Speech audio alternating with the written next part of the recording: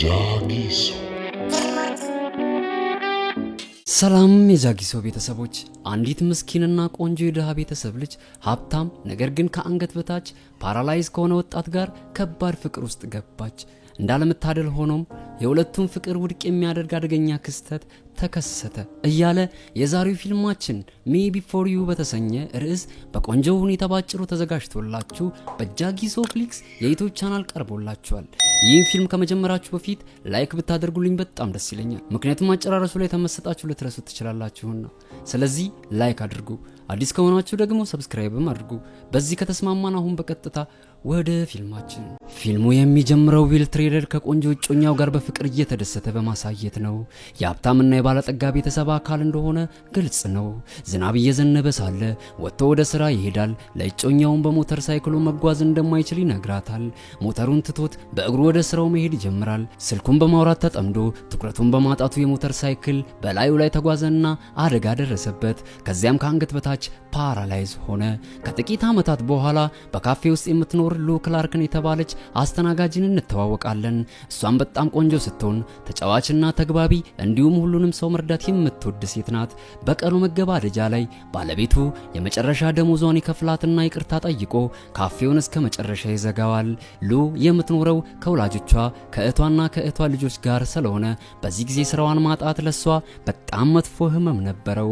በቤተሰቧ በአሁን ጊዜ ስራ የነበራት እሷ ብቻ ነበረች። በሚቀጥሉት ጥቂት ትዕይንቶች ደግሞ ከሎ ቤተሰብ ጋር እንተዋወቃለን። እህቷ ካትሪና ወይም ትሪናና የሎ የወንድ ጓደኛን ፓትሪክንም እንመለከታለን።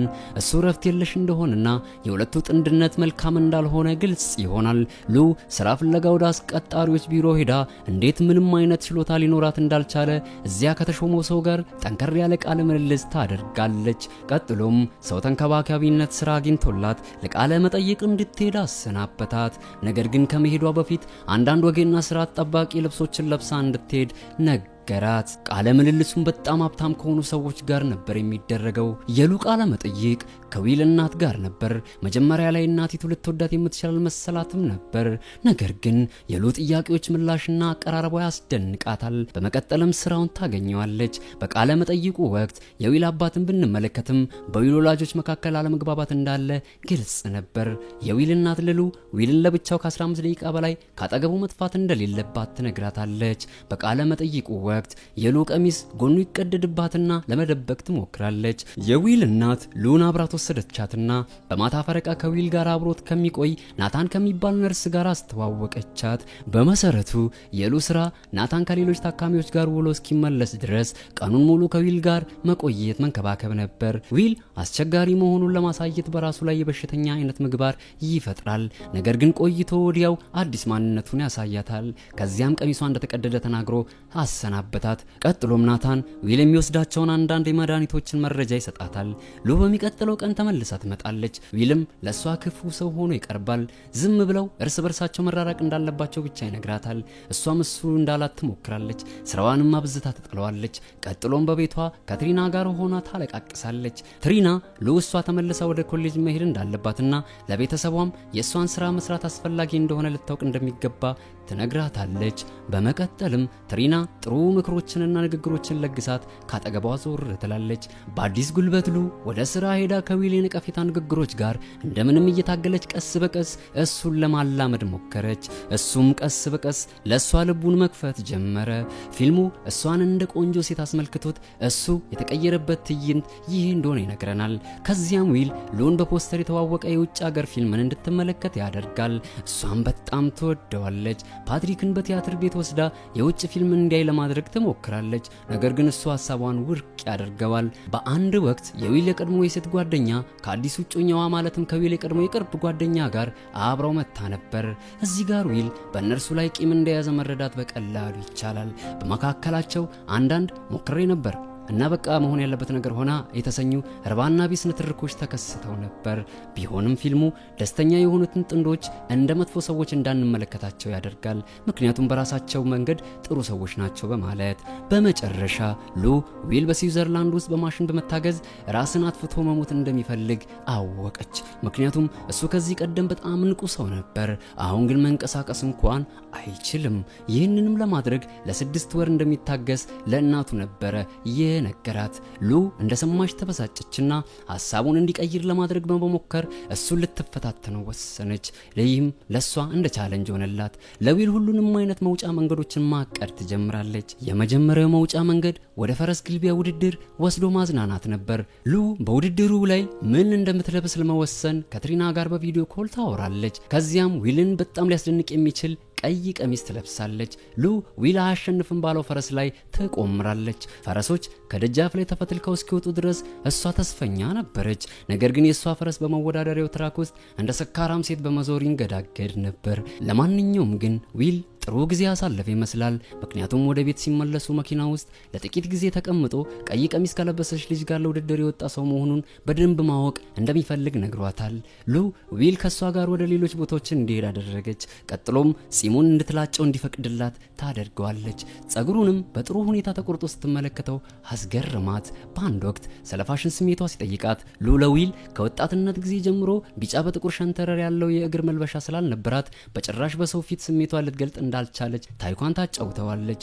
ልብሱ ከሰውነቷ ጋር ስለሚሄድ በጣም ያስፈልጋት ነበር። በቀጣይ ጊዜ ዊልና ሉ ወደ ቀድሞ እጮኛውና ወደ ቀድሞ የቅርብ ጓደኛው ሰርግ ላይ ይዟት ይሄዳል።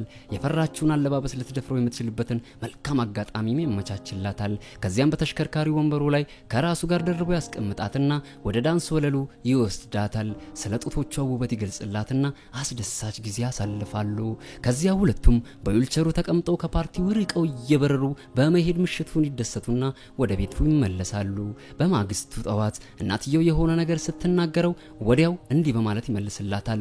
እኔ በዚህ ሰዓት ትልቅ ሰው ስለሆንኩ ከፈለኩኝ ሆቴልም ማደር እችላለሁ፣ ያንቺ ተግሳጽ አያስፈልገኝም ይላታል። በመቀጠል የሉ የልደት ቀኗ ደረሰ። በዚህ ጊዜ ወላጆቿ ዊልን ለእራት ወደ ቤታቸው እንዲመጣ ጋበዙት። እሱም በእሽታ ተቀብሎ መጣላቸው። በእራት ግብዣው ሁሉም የሳቅና የደስታ ጊዜ ይጋራሉ። የስጦታ ጊዜም ሲደርስ የሉ ወላጆች ከልጅነቷ ጀምሮ የተነሳችውን የፎቶ አልበም ይሰጧትና በጣም ደስተኛ ያደረጓት። ፓትሪክም በልዩ ሁኔታ በስሙ የተሰራ የአንገት ሐብል ሰጣት። እሷም ደስ በሚል ጨዋነት አመስግና ተቀበለችው። አስቀጥሎም ዊል ስጦታ ይሰጣታል። እሱም ጥቁርና ቢጫ የሆነ የእግር ልብስ ነበረ። እንዳየቻቸው በደስታ ታብዳለች።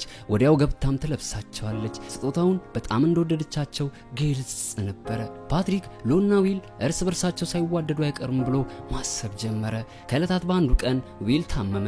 እናም ሉ ባቀደችው ትልቅ ጉዞ ላይ መሄድ ተሳነው። ሉ በጣም አዘነች። ነገር ግን ለዶክተሮቹ ነርስ ናታንም አብሮን ይሄዳል ብላ በማስማማት ሌላ ጉዞ አዘጋጀች። በዚህ ጊዜ ናታንም አብሯቸው የሆነና ደስ የሚል ጊዜ ማሳለፍ ይጀምራሉ። እዚህ ጋር ሉ የስኩባ ዳይቪንግ እንድትሞክር ያስገድዳታል። እሷም ትሞክረውና ትወዷለች። ናታንም የፍቅር ግንኙነት መመስረታቸውን ይደርስበታል። በጉዞ መጨረሻ ላይ ዊል የሰው ሸክም በቃኝ በማለት በስዊዘርላንድ ራስን ለማጥፋት በሚያግዝ ማሽን ለመታገዝ መወሰኑን ለሉ ይነግራታል። በጣም ተናዳ ጮኸችበትና ትታው ሄደች። ትሪና ለሉ ዊል ራሱን ለመግደል ወደ ስዊዘርላንድ ሲሄድ አብራው እንድትሄድ አሳመነቻት። ሳይረፍድም ለመጨረሻ ጊዜ ከሱ ጋር እንድትነጋገር በጊዜ ወሰደቻት። በመጨረሻውም ትዕይንት ሉ በፓሪስ እሱ ከሚወዳቸው ቦታዎች አንዱ በሆነው ካፌ ውስጥ ተቀምጣ የዊልን ማስታወሻዎች ታነባለች። ከአደጋው በኋላ በድጋሚ ሊቆም ወይም በራሱ መንቀሳቀስ አለመቻሉ ቅስሙን እንደሰበሩ ይገልጽላታል። ለሷ ግን ደስተኛ እንድትሆንና ዓለምን እስኪበቃ ድረስ ዞራ እንድትደሰትባት ይነግራታል።